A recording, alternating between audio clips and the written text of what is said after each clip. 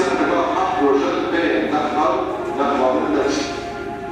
تعرف كلها. هذا التجربة لسه كل يوم لسه شهادتنا. لحظات لسه كنا. مثلا هذه جهة زي مدينة الحمر. أسباب برحلة سنة 10. الدي وقتي يعني الدي بهارينا. هيا كي حسب عادات وتقاليد القائد أو شعبي ومنطقي مثل الهندي تياكرين،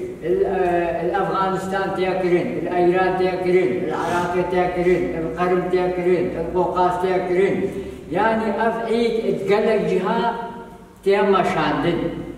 6 مليون إنسان في عيدات كام. هيا كي حسب عادات وتقاليد طقوس مثلا هون كردستاني تيما شاندن شوا تيما شاندن هون بين روجا نوروزي خل دركبا اشدربا بهارا كسكيا جي بلو ريحانا جي خوشير چنيتي چن معلوماتي چن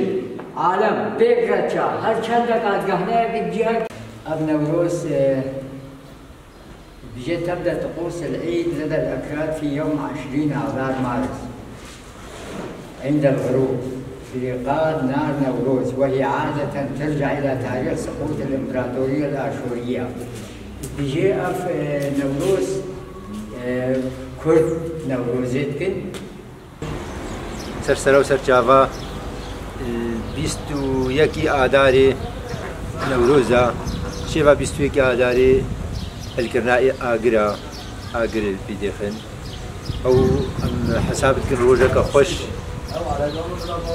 خدای روزت خوش بیایش دیگه همه و دوست و گهداره و چند ملت همه خیر خوازی چند ملت همه اینا او روزه که خوش روزه نوروزی 21 آذاری دخوازی هم ملتی ما هیا و روزه خوش در کبن نوروزی چما روزه که خوشه راستی و دیار چاوی دشمنی ما مدوی روزت محمود خوش بین و امجی کاری خوش روزت خوش بکن و ام بحاولین روزت محمود خوش بین و دشمنی ازیدیا هینا دشمنی کرده هینا نابی نبروشی بی نابی نبروشی چه بی شوی که دشمن ابروش یا دوری نوروزی یا حرامه یا کرنایی یا آگر نتشکی آگر تشکی بیروزا روزا نوروزی روزا بیروزا او دشمنی کردستان یکن او قد بیجن ابروش نامناسبة وحرامة وان هذي حكومة كردستاني بغيرين وان بين قلاب الكردستاني راكن وان بين كردستان روجك خوش نبيني والله وبين ملتك روجك خوش نبيني او دجمنا انسانتينا او بيجن افروج نا بيروزا افروج روجك بيروزا نوروز دا خوازياماش همو جهة هيا شمو حكومتها هيا هاريكاريا ملت بكن ويروجي و أوروش شيء ببي بريفة بشا نوروز بريفة بشا إن شاء الله الدنيا همي نوروز الإزدياد خبي روز كبري همي رجع أجري ورا سرسرة وسرجابا وإيده أختي بهاري همو إيده ماينا رجع أجري رجع مايا إيده أجر سرسرة ما